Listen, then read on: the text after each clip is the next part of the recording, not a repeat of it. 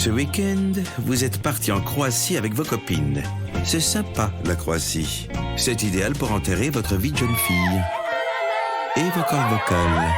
La France, l'Europe, le bassin méditerranéen, des 34 € au départ de Paris. Transavia, les destinations qui vous sont chères, moins chères. Voir conditions sur transavia.com. La Fabrique Audio présente La Petite Histoire. www.lafabriqueaudio.com. Scream est une saga désormais culte. Culte pour son masque, culte également pour les courses à toute vitesse de l'actrice Neve Campbell, et puis culte pour ses répliques. Si tu raccroches encore une fois, je te saigne comme une truie. Oui. C'est une plaisanterie ou quoi? Disons plutôt un jeu. Oui, c'est ça, un jeu. Mais ce que vous ne saviez peut-être pas, c'est que Scream tire son origine d'un fait divers. Aujourd'hui, je vous parle de la petite histoire de Denny Rowling, surnommé l'éventreur de Gainesville. Ah oui. Quelle histoire, ça aussi. Salut tout le monde, je suis Florent Mounier, c'est Sébastien Girard qui mixe ce podcast de la petite histoire produit par La Fabrique Audio. Vous aimez ce podcast, n'hésitez pas à le soutenir, c'est important, vous le partagez sur les plateformes de podcast et sur les réseaux sociaux également. Aujourd'hui, je vous parle donc de l'affaire de l'éventreur de Gainesville qui a fait la une de l'actualité dans les années 90 aux États-Unis. Le fameux serial killer, c'est Denny Rowling. Alors on peut pas dire que Denny Rowling est un parcours très original. Non, il a plutôt un parcours typique pour un tueur en série ou pour un psychopathe. Quand il est jeune, chez lui, c'est pas la joie. Il y a des violences de son père quand il est enfant. Il assiste aussi à la tentative de suicide de sa mère. Bref, il n'a pas une jeunesse heureuse, c'est le moins qu'on puisse dire. Alors quand il est jeune, il va développer une attirance pour le sadisme, puis également pour le voyeurisme, et enfin, il va se mettre au cambriolage très tôt. Denny Rowling, il habite dans une ville du nom de, attention, l'accent, Shreveport. Là-bas, il n'a pas beaucoup d'amis. Si, il a bien ce couple d'amis qu'il voit de temps en temps, là, les Jurassics. D'ailleurs, un soir, il confie à Cindy Jurassic, comme ça, entre deux conversations, qu'il a parfois des pulsions meurtrières, qu'il a parfois envie de buter tout le monde. Et il ajoute même qu'il adore les couteaux et qu'il fantasme sur les étudiantes. Sacré tableau. Alors, c'est évidemment un peu glaçant, tous ces propos pour les Jurassics. Mais sur le moment, ils n'y font pas trop attention. On va dire que c'est de l'humour. Humour limite, mais de l'humour. Ok. Les années passent et donc Denny Rowling, jusqu'à ses 35 ans, il continue de cambrioler. Il continue également de faire le voyeur. Mais il ne va jamais plus loin, sauf que, à l'âge de 35 ans, tout va basculer. C'est ce moment-là où il débute sa folie meurtrière. Nous sommes le 4 novembre 1989. Denny Rowling tue 3 personnes dans la petite ville de Shreveport. Et parmi les 3 victimes, il y a même un enfant de 8 ans. Et sur ce coup-là, Denny Rowling ne se fait pas prendre. D'ailleurs, il fait tout pour brouiller les pistes et il en profite même pour déménager. Il part pour le sud-est des États-Unis, direction la Floride. Là-bas, au moins, nul risque d'être reconnu. Il arrive à Gainesville. C'est là qu'il s'installe. Gainesville, c'est une ville étudiante, et c'est pas un hasard d'ailleurs. Ouais, parce qu'il s'est mis en tête, Denny Rowling, qu'il aimait vraiment les étudiants et les étudiantes, et qu'il voulait même éventuellement tuer de jeunes gens. Les 24, 25 et 27 août 1989, il va passer à l'acte une nouvelle fois. Il va tuer 5 étudiants, 4 femmes et un homme. Et alors, comme tout serial killer qui se respecte, il va faire sa tuerie toujours avec le même mode opératoire. Son mode opératoire à lui est le suivant. Il repère une proie potentielle, il observe où elle habite, il s'introduit dans son domicile, et une fois que la proie arrive chez elle, ouvre la porte, puis referme la porte, là, il la poignarde sauvagement. C'est son mode opératoire à lui. Ces jours-là, donc, les 24, 25 et 27 août 1989. Vous l'imaginez, tout le campus a peur. Oui, parce que la panique est là, tout le monde est horrifié de ce qui s'est passé et tout le monde a peur que ces choses-là puissent à nouveau arriver et pourquoi pas leur arriver. Alors sur le campus, les étudiants passent leur nuit en groupe. Ils se barricadent dans leur studio où ils ne dorment plus. Il y a des chaises qui sont devant les portes. Ils ferment les volets à double tour, les fenêtres, même s'il fait chaud, on est en été.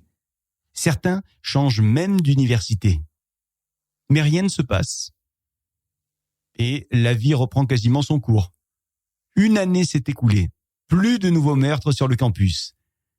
Mais il y a toujours cette ambiance bizarre.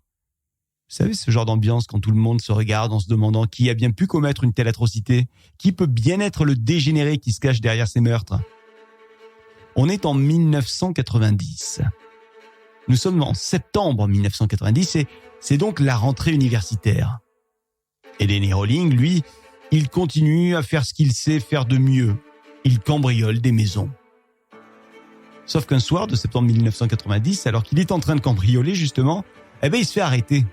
Ce jour-là, il a moins bien prévu les choses. Il a été un petit peu plus inattentif. Et donc, il se fait choper. Mais quand les enquêteurs s'emparent du dossier, bien rapidement, ils commencent à faire des liens.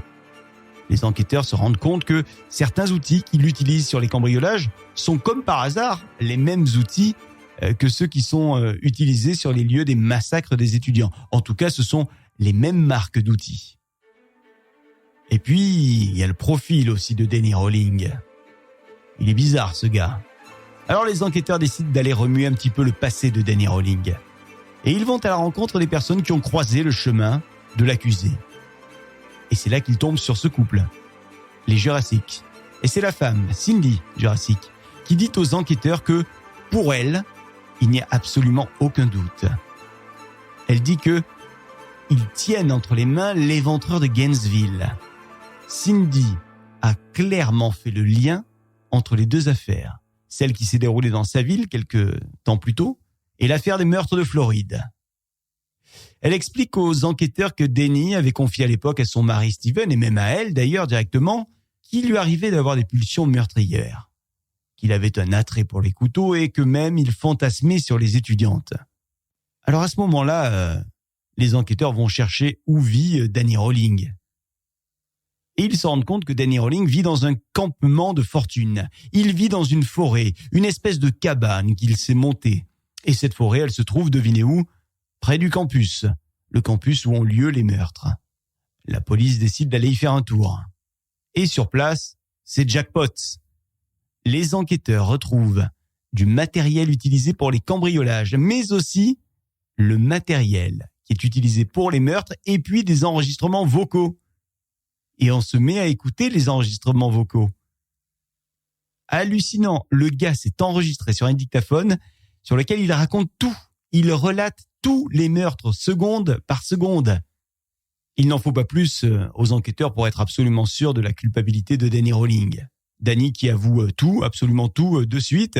Et puis il avoue également qu'il n'a aucun autre mobile que celui de, je cite, devenir une superstar du crime comme Ted Bundy. Ted Bundy qui est un autre serial killer dont on a déjà parlé dans ce podcast, dans un autre épisode.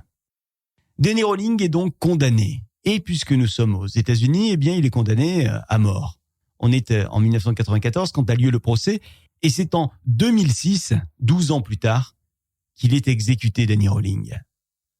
Voilà donc pour ce serial killer, Danny Rowling, qui a inspiré le personnage de Scream. Alors évidemment, dans cette véritable histoire, pas de costume Ghostface, ça a été ajouté par les scénaristes de Scream, mais donc un serial killer qui a véritablement inspiré une saga au cinéma. Voilà pour cette petite histoire que Sébastien Gérard a mixée, que j'ai eu l'occasion de narrer. Merci de l'avoir écouté.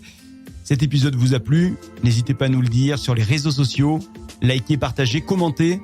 Et sur les plateformes de podcast, pareil, n'hésitez pas à donner également une petite note sur l'appli Apple Podcast et Spotify. La Fabrique Audio présente La Petite Histoire.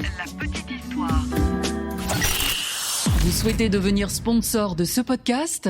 Contact @lafabriqueaudio.com. Avant de se quitter, juste pour rappel, si vous êtes un lieu culturel, une asso, une entreprise, La Fabrique Audio crée des contenus audio pour vous et avec vous d'ailleurs. N'hésitez pas à nous contacter. Contact @lafabriqueaudio.com. La Fabrique avec un K. On se retrouve dans 15 jours avec un nouvel épisode de La Petite Histoire. Salut.